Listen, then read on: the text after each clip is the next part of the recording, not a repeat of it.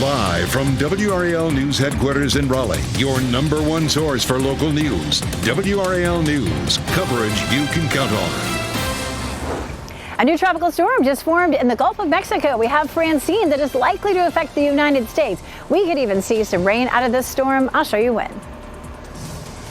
A man arrested for bringing a concealed gun onto NC State's campus. What radio traffic is revealing about how the arrest unfolded.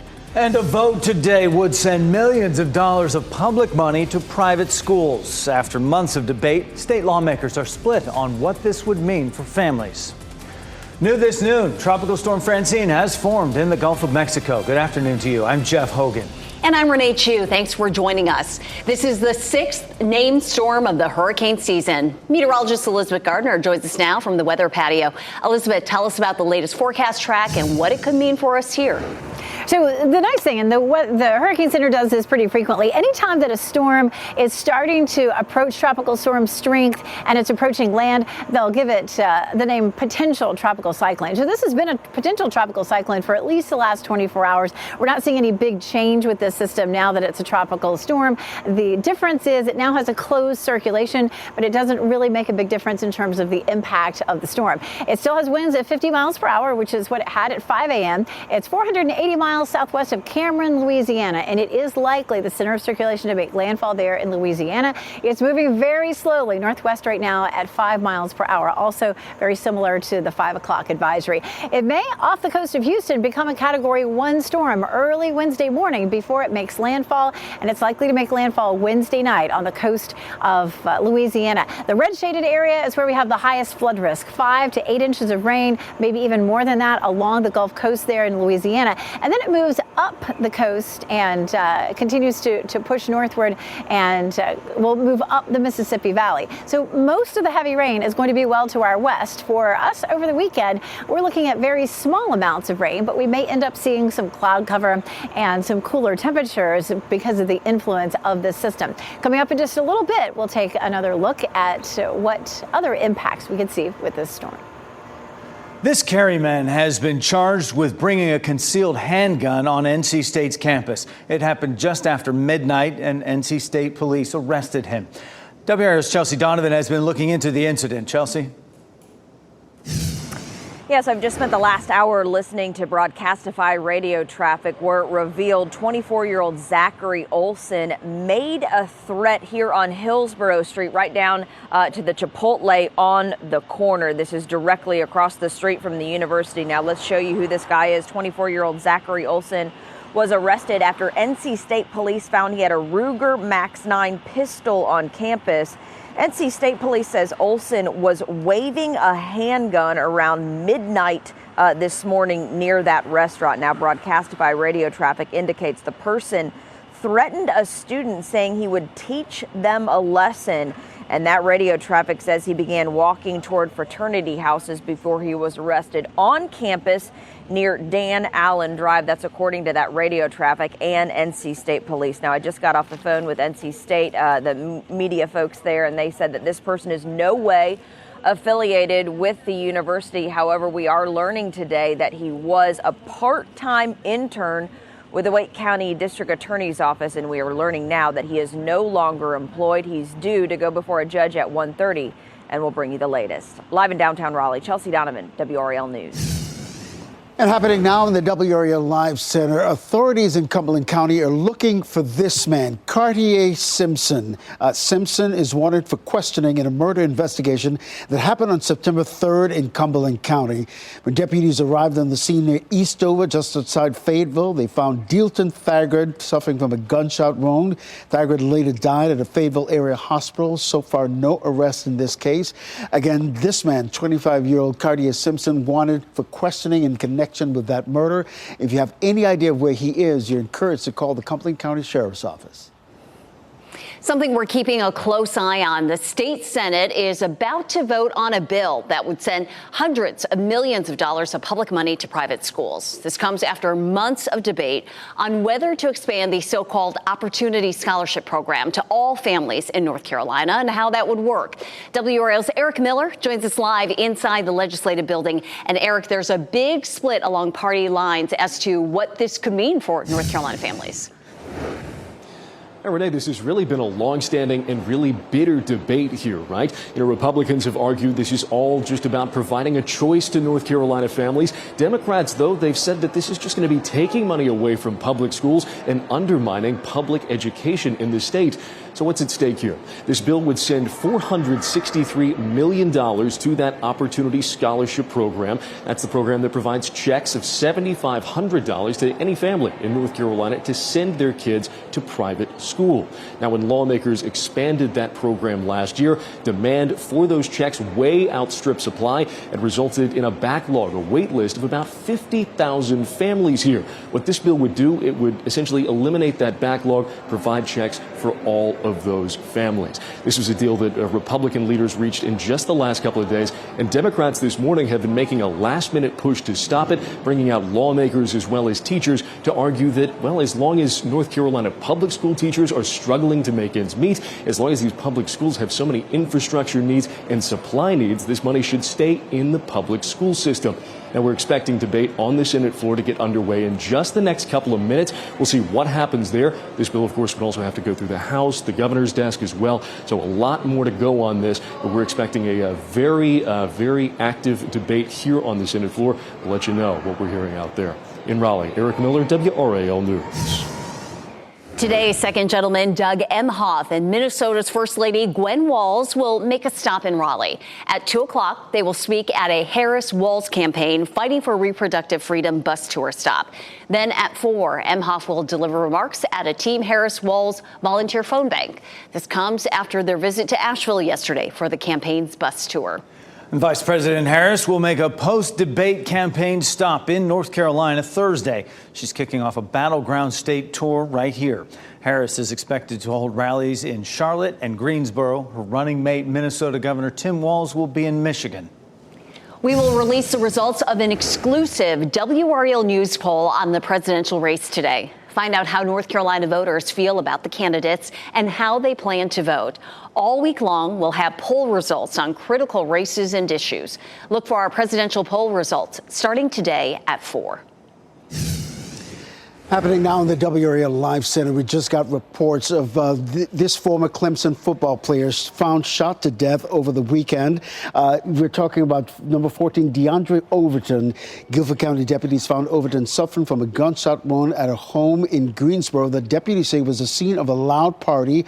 Overton was pronounced dead at the scene. He was part of the Tigers team that won the national championships in 2016 and 2018. So far, no arrest in this case. The mayor of Apex is responding to complaints about the high utility bills some people in the town have been getting. People who live in Apex have reached out to WRAL News about the billing issues. One person told us their bill was $1,000. In July, a hack knocked the town's network offline. One council member said the most recent bill that residents received is for a 2-month period. Mayor Jacques Gilbert posted a statement on Instagram, which reads in part, "This crisis caused by a cybersecurity incident has created instability in the billing system, and I understand how painful and confusing this has been. My commitment right now is to listen and work towards a solution with you." Anyone who believes their usage numbers are inaccurate can call the number on your screen right here, 919-362-8676. It's also on our website. Today, there's more security at several schools in Edgecombe and Nash counties. This comes after a student was charged for making threats on social media. Rocky Mount Middle School, Edwards Elementary School, West Edgecombe Middle School, and J.W. Parker Middle School all have more law enforcement presence today. Police say they charged a student after they traced an IP address associated with an Instagram account that posted the threats. People are on high alert, and schools are closed today in central Kentucky as authorities search for this man accused of shooting 5 people on I-75. This is the man they're searching for. His name is Joseph Couch. Amelia Lee reports authorities believe he is in the woods right near where his car was found, about an hour and 15 minutes southeast of Lexington. Couch reportedly purchased his gun, an AR-15, at a local gun store in London. Officers say it was obtained legally and that they do have the paperwork. In terms of shots fired, at this point, officials say 12 vehicles were hit with multiple rounds.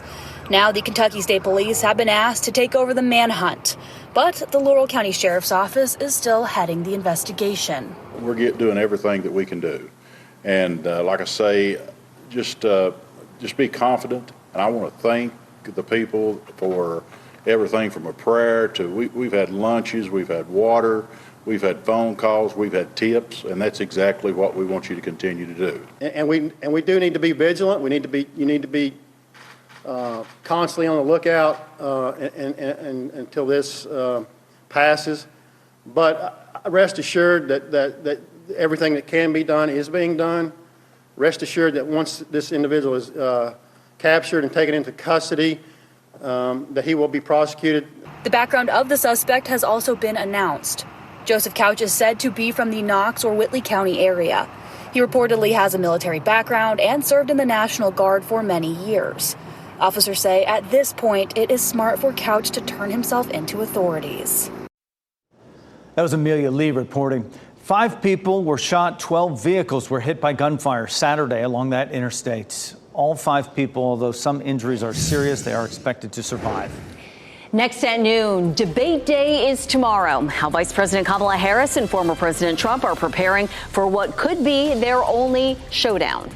Also, police catch one of the fastest players in the NFL, but why Tyreek Hill was pulled over on his way to the Dolphins game Sunday and then put in handcuffs on the ground.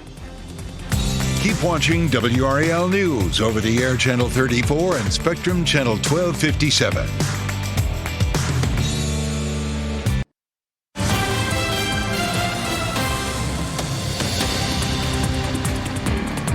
Happening now in the WRAL Live Center, we're following some breaking news out of the UK this morning. This is what we're talking about here.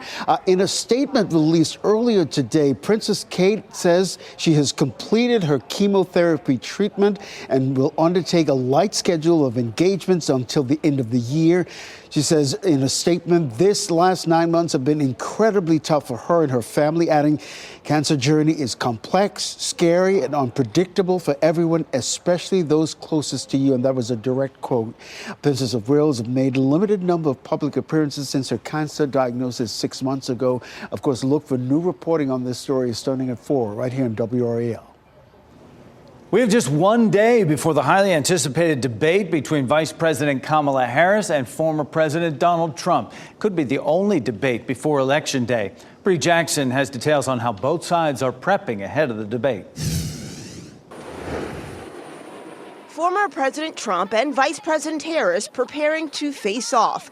Harris holding mock debates and making campaign stops in Pittsburgh. Are you ready, Madam Vice President? Ready. Trump previewing his punchlines at rallies. We're run by stupid people. Stupid people. And we found that out at the debate with Joe. How did that work out? The two presidential hopefuls locked in a tight race. Both campaigns know there is a lot at stake. Well, listen, I don't think she's going to underestimate Donald Trump. After all, he's been engaged in these debates at the presidential level since 2016. I think he needs to let Kamala Harris talk, something she's been reluctant to do unless she's reading a teleprompter.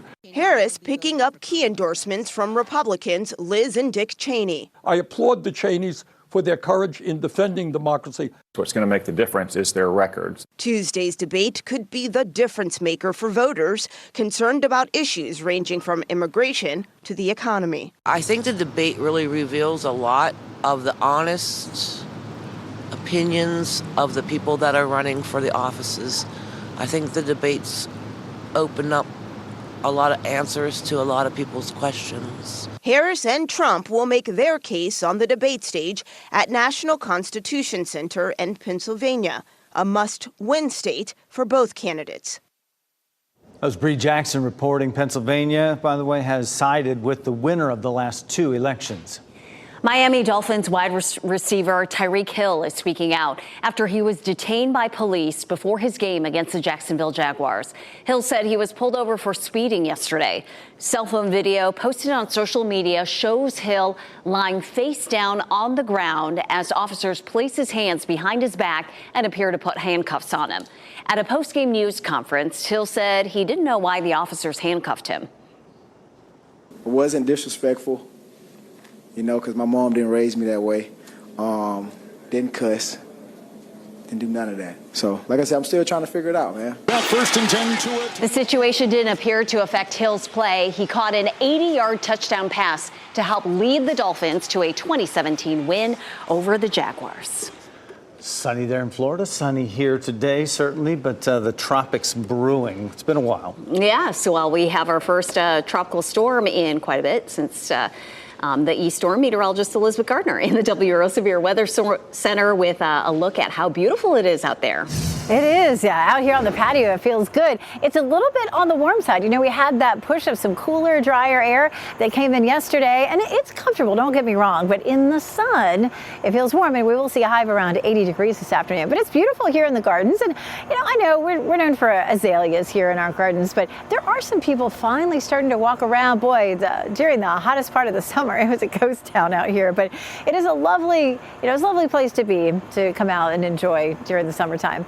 Take a look at our temperature, 77 degrees, 59 is our dew point, so feeling very comfortable out there. We will gradually see our temperatures and our dew points climbing over the next few days, but we won't feel a real noticeable difference until we get toward the end of the week. Right now, it is a very comfortable 72 in Roxborough, 74 in Southern Pines, as well as Rocky Mount and Goldsboro, 76 degrees in Fayetteville, so it's just a nice afternoon. You know, it was a really chilly morning. You really just kind of needed your jacket or some long sleeves. We were at 46 in Roxborough this morning, 48 in Lewisburg, 51 in Pittsburgh, 52 in Holly Springs. So it was nippy out there. Now, during the summertime, our overnight lows typically average around 70 degrees, and that's been the average since June 1st up until now.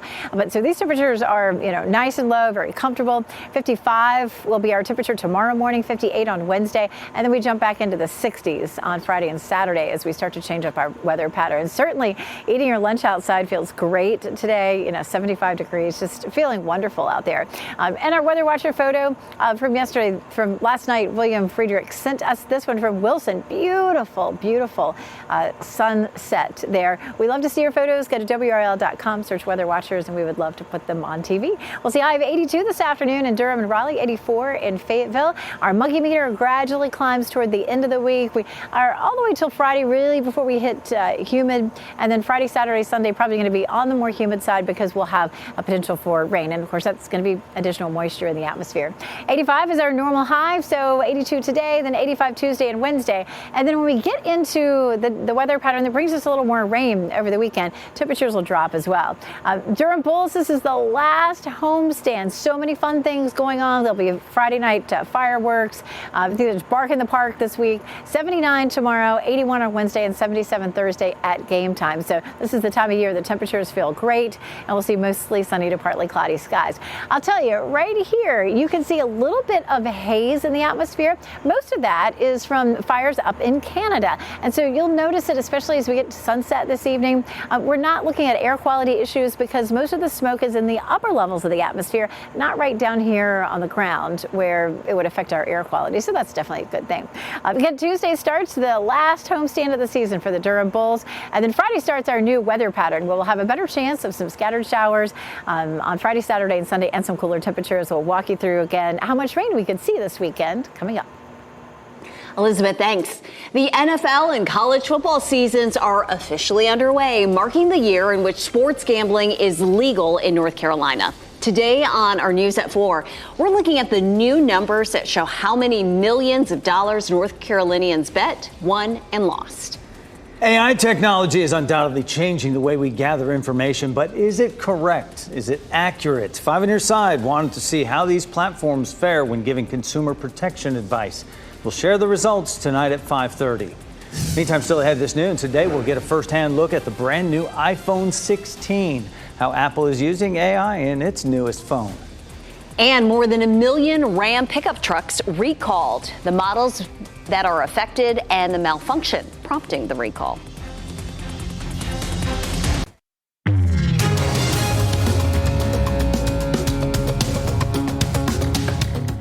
Beetlejuice grabs the #1 spot at the weekend box office. And Apple is set to unveil its newest iPhone. 5 on Your Side is monitoring today's business headlines with Maribel Aper. Apple is expected to introduce its new iPhone today. The iPhone 16 will be powered by Apple Intelligence, the company's artificial intelligence tools. The AI features will be integrated into apps like Mail and Notes to help make daily tasks like list writing simpler and faster. And the new line of iPhones is expected to feature larger screen displays, faster computer chips, and an upgraded camera. No word on pricing just yet, but analysts don't anticipate a major increase over the iPhone 15 line, which starts at $799. Stellantis is recalling more than 1.2 million Ram 1500 pickup trucks, issues with a software malfunction that could potentially lead to the braking system's stability control system being disabled, and that could increase the risk of a crash, according to the recall report. Now, the recalled Ram 1500 trucks include some models from 2019 and 2021 through 2024. Owners of the vehicles being recalled will be notified by mail, and dealers will update the software at no cost. Beetlejuice bumped Deadpool and Wolverine from the top spot at the weekend box office. The sequel to 1988's original saw the return of Michael Keaton as Beetlejuice and pulled in a whopping $110 million in ticket sales. That was the second highest September opening for a movie, behind 2017's horror feature It. Deadpool and Wolverine was second this weekend with $7.2 million, and the Ronald Reagan feature Reagan was third with $5.2 million in ticket sales. And those are your business headlines. I'm Maribel Aber at the NASDAQ market site.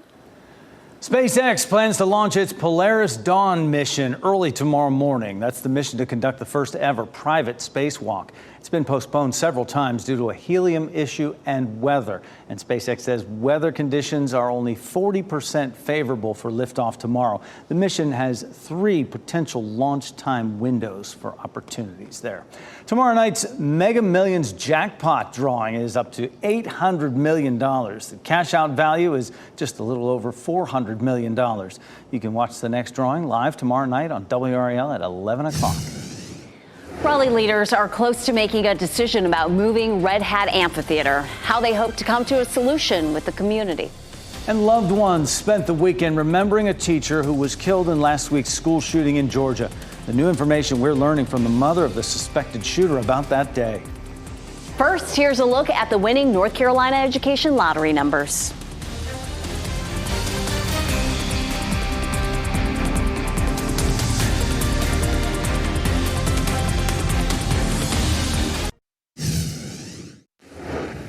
Covering Wake County tonight, the city of Raleigh is inviting people to ask questions and get better informed about plans to move the Red Hat Amphitheater. WRAL's Laura Levine tells us what city leaders are doing now before their vote on whether to move forward with these plans. We are nearing the deadline for when city council members will have to make a decision, a vote on this project here at Red Hat behind me. In fact, you'll find signs just like this around downtown reminding people about the public hearing and vote coming next Tuesday. Residents, local businesses, and even a city councilor I spoke with say there's still too many unanswered questions. So today, city leaders want to answer those lingering questions about the proposal to move Red Hat Amphitheater a block south and to close South Street. They hope to come together with the community to bring solutions. Local businesses want to make sure the amphitheater stays downtown. Meanwhile, some residents have shared concerns about connectivity issues and the impact this will have on a major renovation project for the Heritage Park public housing complex. Councilmember Christina Jones tells me she feels this process has been rushed. It makes it hard to say, yeah, let's go with it when we have no assurances that we have solutions to these issues.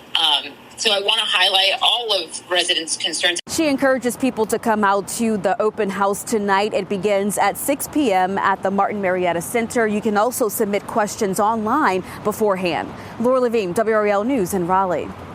7 people are out of their homes after a fire this morning at the Durham apartment complex you see here. The fire broke out just before 3:30 this morning on Campus Walk Avenue. The Durham Fire Department says crews were able to get it under control in about 10 minutes. 6 apartments were damaged by fire and water. No one was hurt. A person had serious injuries after a stabbing in Wendell. This happened on Buxley Drive around 7 last night. Police say 3 people got into an argument and one of them was stabbed. We've reached out to Wendell Police for an update about the person who was stabbed and the effort to make an arrest. Loved ones and friends gathered Sunday to remember one of the teachers killed last week in the school shooting in Georgia. Michaela Richards reports. We confess that we don't want to be here right now. prayers going up by the hundreds. God, we confess that our hearts hurt. And thousands of tears flowing down, each one holding a memory of Coach Ricky Aspinwall. Every time I think I'm out of tears, they keep coming back. Coach A's story didn't start with the Appalachia High School Wildcats. Before that, he made his mark with the Mountain View Bears for a decade. His former coaching staff give us their highlights. 3 Ds. The desire to do something, the determination to do it, and then had the discipline to do it. Former Bears showing up to still speak highly of Aspinwall years later. He was that person that was not just a coach, but that friend, that, next father figure that you can always go to. Loved ones say that character trait remained true all the way up into his final moments. Those closest to Aspinwall say they believe he was trying to protect his students. Ricky spent his entire life serving others. Coach A's service impactful enough to fill the football stadium at Flowery Branch High School, where his wife Shayna teaches. The crowd taking a moment to lift him up, even as their hearts slowly sink to the ground. Up until last Wednesday, I felt like I had the greatest job in the world. Fellow coaches say Aspinwall did his job well, so well he's been promoted to the newest assistant coach on God's team. And there is no greater love than to lay down your life for another. Honey, I love your love. And since Aspinwall laid down his life, now he's flying high. As Michaela Richards reporting, the mother of the suspected Georgia school shooter reportedly called the school counselors with a warning before last week's attack. Reports say Marcy Gray called the school just before 10 Wednesday morning. She described an extreme emergency involving her son.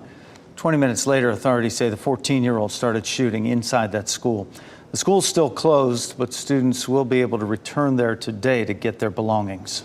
Authorities in Granville County arrested a man accused of shooting 2 people. The sheriff's office says Andre Jones was arrested Friday. He was on the run since last Tuesday. A woman called 911 and told them her child's father shot her several times in her upper body and leg. Jones then reportedly turned the gun on another man and shot him. He faces charges of assault with a deadly weapon with intent to kill. Our county-by-county coverage takes us to Nash, Lee, and Sampson counties. Starting today, students in Nash County can begin going through extra security measures as they get to school. Nash County Public Schools began using random metal detector screenings at all elementary schools. Each week, 1 out of every 10 students at each school will be randomly selected for safety checks. The students will be selected regardless of whether they ride buses or dropped off by car or walk to school. Schools will record the number of students screened and whether any weapons or other prohibited items are found. Right now, a groundbreaking is happening for a new state-of-the-art pharmaceutical plant in Lee County. This got started about an hour ago at the new site for the Japanese company Kyowa Kirin in Sanford. The $530 million plant will bring around 100 jobs to the area once it's completed. It will be the company's first North American plant. A portion of a road in Sampson County is now closed for months while crews build a new one. This is happening on Bradshaw Road between Van Crossroads and Hobton. It's at the bridge over Ward Swamp. That bridge will be replaced with a longer, wider one with drainage improvements. The construction is expected to be complete in late winter 2025. Drivers should plan ahead as this detour may add some extra time to your commute. The first week of the NFL season wraps up tonight. Aaron Rodgers and the New York Jets will be in San Francisco to play Christian McCaffrey and the 49ers.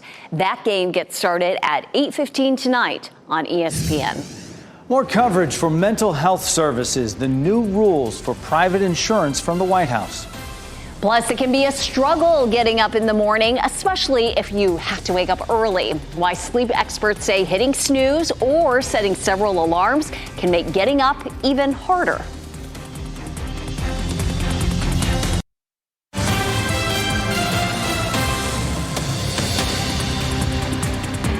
Happening now in the WRAL Live Center. We want to take you to these live pictures right now, coming in courtesy of Brittany's down there at the Imhoff Wall's reproductive rights tour coming to Raleigh. We're just minutes away from Governor Cooper taking the stage right now. Of course, Second Gentleman Doug Imhoff and Minnesota's First Lady Gwen Walz, of course, the wife of the governor there, will make a stop in Raleigh today.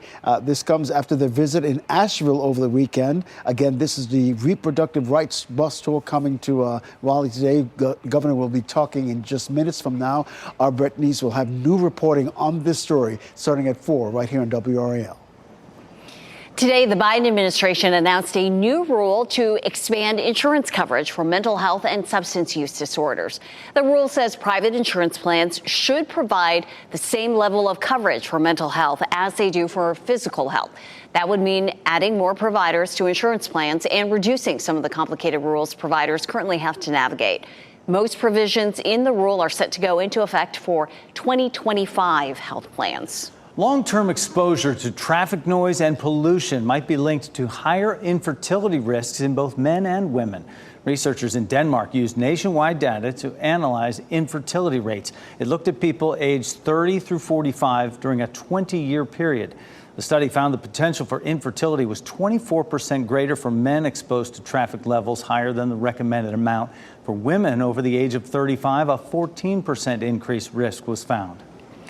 As you settle into those back-to-school schedules, doctors at the Cleveland Clinic are giving some sleep advice. They say if you keep hitting the snooze button on your alarm clock, you are interrupting your sleep cycle. They say setting different alarms will actually make it harder for you to wake up. Instead, try setting one and consider putting that alarm in a place where you will have to get up to turn it off. Plus, keeping the same sleep schedule during the weekend can also help. California and Nevada are dealing with extreme heat as first responders battle wildfires. Just ahead, the danger this heat is putting on firefighters. And we're also getting a better look at the damage a deadly typhoon left behind in Vietnam.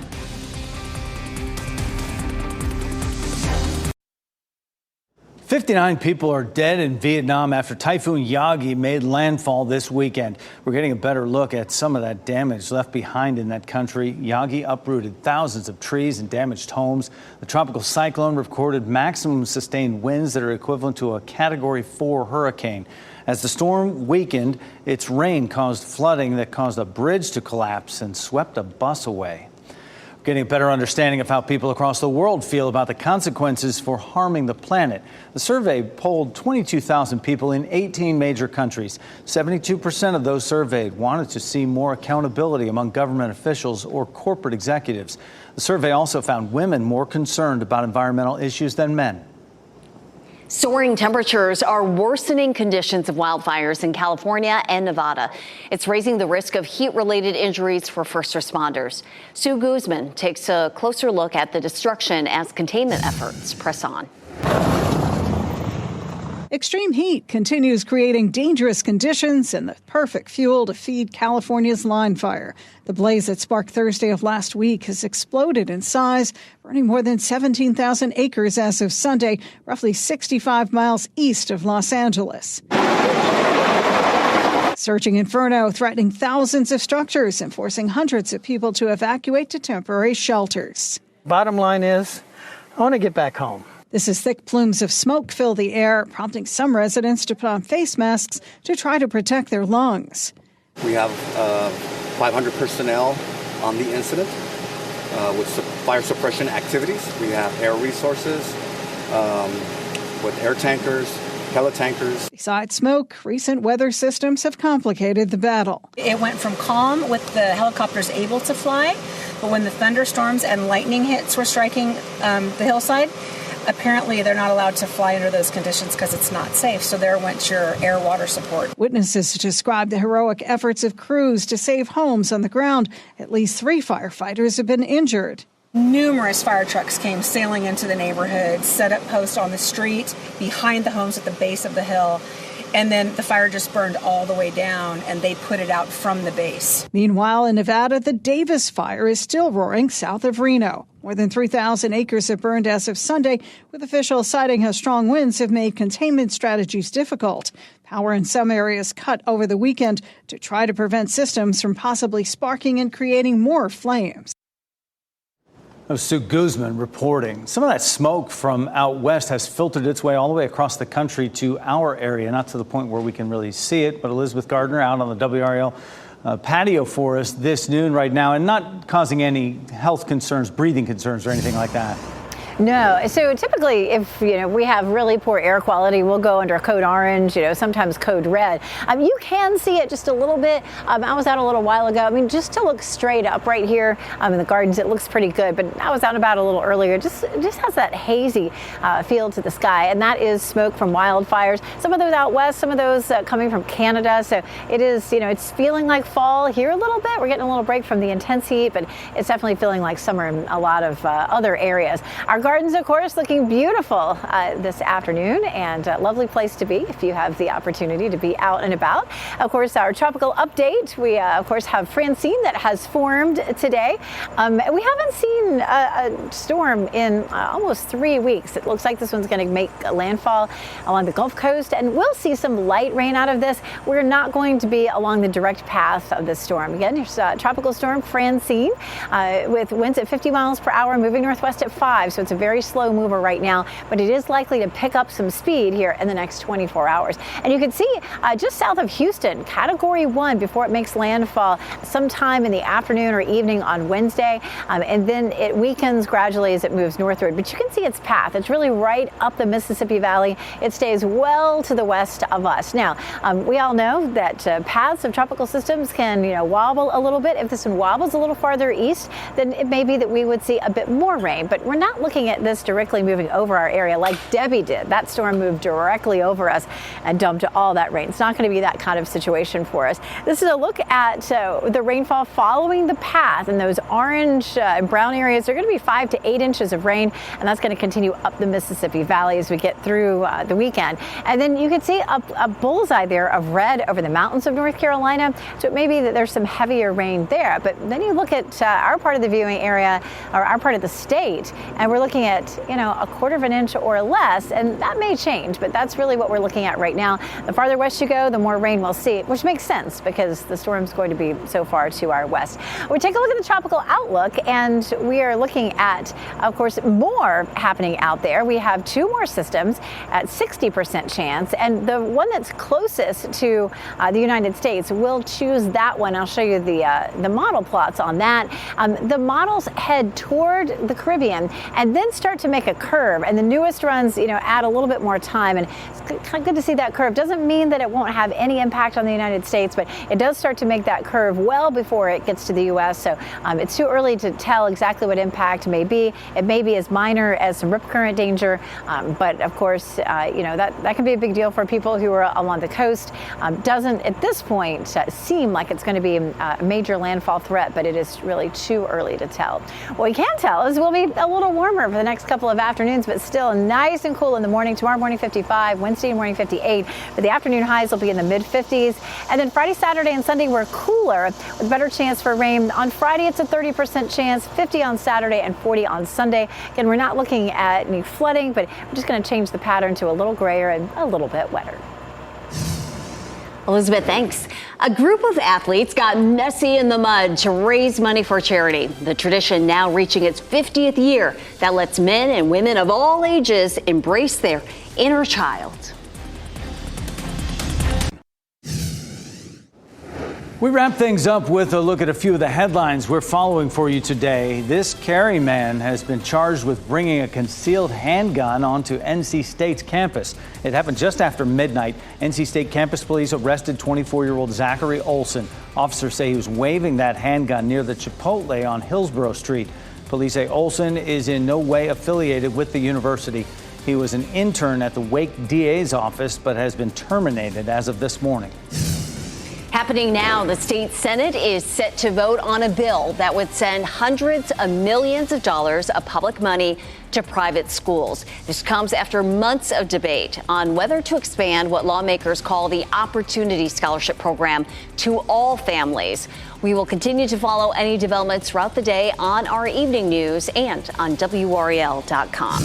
Cumberland County deputies need your help finding this man. They want to ask him some questions. Carter Simpson is wanted for questioning in a murder investigation that happened September 3rd in Cumberland County.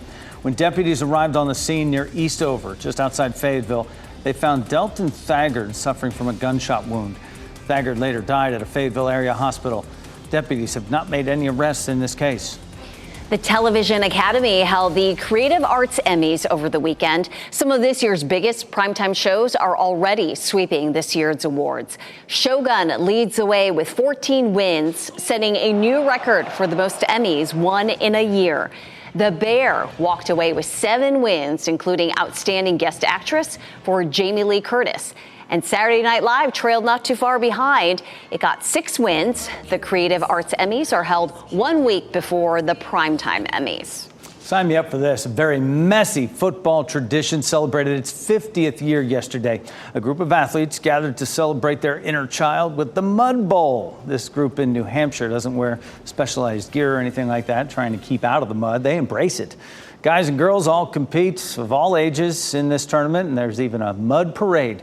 It's raised over $1 million for charity over the years. A fun, sloppy mess. Today, we have 6 puppies from Love Mutt's Rescue as our pets of the day. 6 of them, they're about 11 weeks old from 2 different moms. They love to swim and play and sleep all night in their crates. They are smart ones, and they already know a few commands. They love to cuddle next to older dogs. Oh, how do you pick? To meet these puppies, you can go to lovemuttsrescue.org. So cute. Paws Forever is thrilled to be part of Clear the Shelters, continuing their mission to create lasting bonds between pets and people. Dedicated to adoption, training, education, and care, Paws Forever is committed to compassionate and professional animal welfare. During Clear the Shelters, visit Paws Forever to meet your new furry friend and support their efforts to foster lifetime connections. For more information on how to adopt or get involved, you can check out their website or just stop by their facility. 4 schools have increased security today after social media threats. Coming up at 4, we look into how the student who made the threats was caught and what you and your child can do if you find a threat online.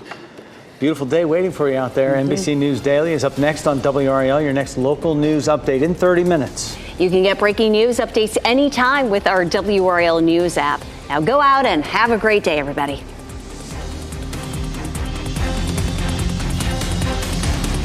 Keep watching WRAL News over the air Channel 34 and Spectrum Channel 1257.